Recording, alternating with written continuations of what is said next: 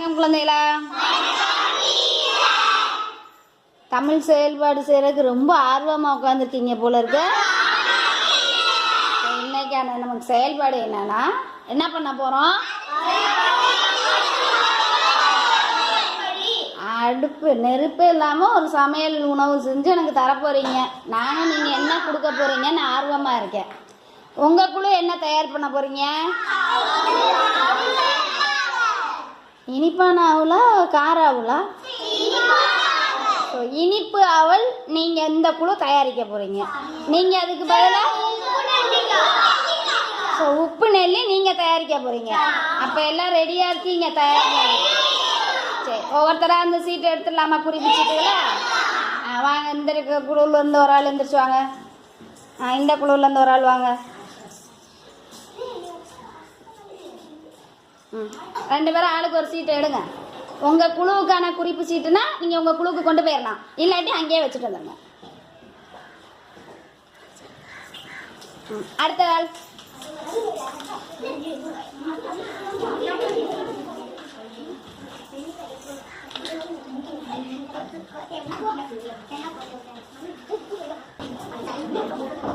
அதை நடுவில் வச்சு எல்லாரும் படிக்கிற மாதிரி வச்சோம். அப்போ தான் நான் எது வரும் தெரியும்.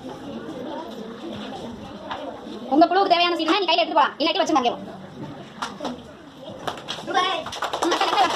அதுக்கு ரெண்டு சீட்ல உங்க வெயிட் பண்றாங்க. இந்த வெயிட் பண்ணல. உங்க குழு முன்னாடி சீட்னா எடுத்து போய். வாங்க வாங்க வந்து. உங்க தேவையான போடு போய் வச்சு. அட. அட. சரி, வந்து. உங்க முன்னாடி பல்ல கவுது. போடா. போடா.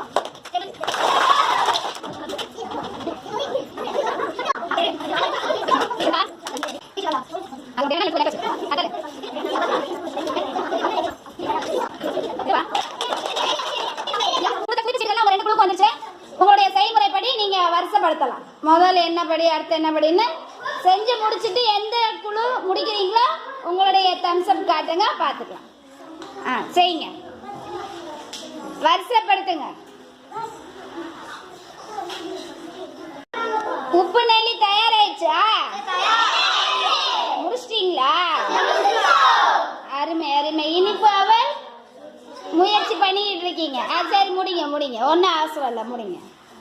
நம்ம கொஞ்ச நேரம் காத்திருப்போம். அவங்க முடிச்சதுக்கு அப்புறம் நீங்க எனக்கு செய்முறையை விளக்கம் சொல்லுங்க.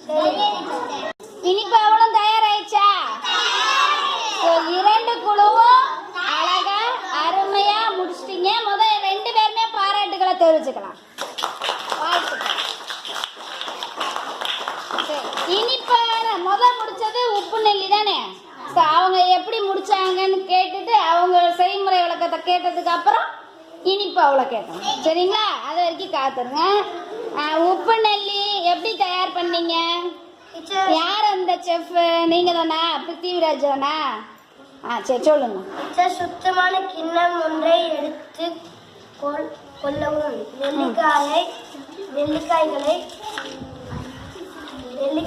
எடுத்து கொள்ளவும். தண்ணீரில் நன்றாக கழுவவும். தண்ணீரை வடிய வைக்கவும். தண்ணீர் வடிந்த பின் பொடி பொடியாக நறுக்கவும். நறுக்கிய நெல்லிக்காய்களை கிண்ணத்தில் போடவும். தேவையான அளவு உப்பு சேர்த்து நன்றாக குலுக்கவும். சுவையான உப்பு நெல்லிக்காய் தயாராகிவிட்டது. தயாராகிடுச்சா? அருமையா இருக்கு. அந்த உப்பு, புளிப்பு, துவப்பு எல்லாம் கலந்தவங்க உப்பு நெல்லி மிக மிக அருமை. வாழ்த்துக்கள்ப்பா, வாழ்த்துக்கள், வாழ்த்துக்கள். இப்போ உங்க உப்பு நெல்லியை தயார் பண்ணிட்டீங்க, அருமையா. இப்ப இனிப்பு அவள் அவங்க எப்படி தயார் பண்ணாங்கன்னு கேட்கலாமா? அவங்க சொல்றத அமைதியா கேட்கலாம். இனிப்பு அவள் தயார் பண்ண குழு நீங்க தான் தயார் பண்ணீங்களா? எங்க எப்படி என்னென்ன பண்ணீங்க சொல்லுங்க. அவள் தேவையான அளவு எடுத்துக்கொள்ளவும். அவளை தண்ணீரில் நன்றாக கழுவவும். தண்ணீரை வடித்த பின் நாட்டு சர்க்கரை சேர்க்கவும். தேங்காயை துருவி அவளோடு சேர்க்கவும். தேவைப்படின் அவளோடு வாழைப்பழம் சேர்க்கவும், வாழைப்பழத்தை சிறு துண்டுகளில் சேர்க்கவும், சிறு துண்டுகளாக்கி சிறு துண்டுகளாக்கி சேர்க்கவும், நன்றாக கலந்து கிளறிவிடவும். சுவையான இனிப்பு அவல் தயார். இனிப்பாவும் தயாராயிடுச்சா? ஆஹா ஆஹா, அப்படியே அந்த தேங்காயோட மெல்லும் போது உங்க அவள் வேற லெவல்ல இருக்கு. சூப்பர் சூப்பர், அருமையா தயார் பண்ணீங்க.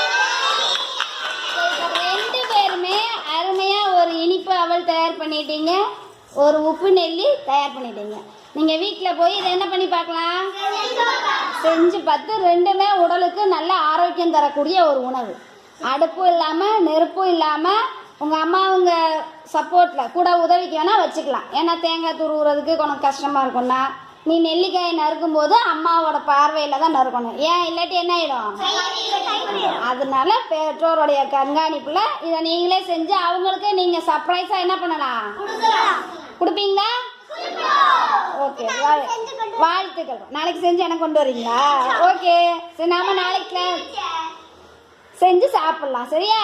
வாழ்த்துக்கள் குழந்தைகளா, பாராட்டுகள்.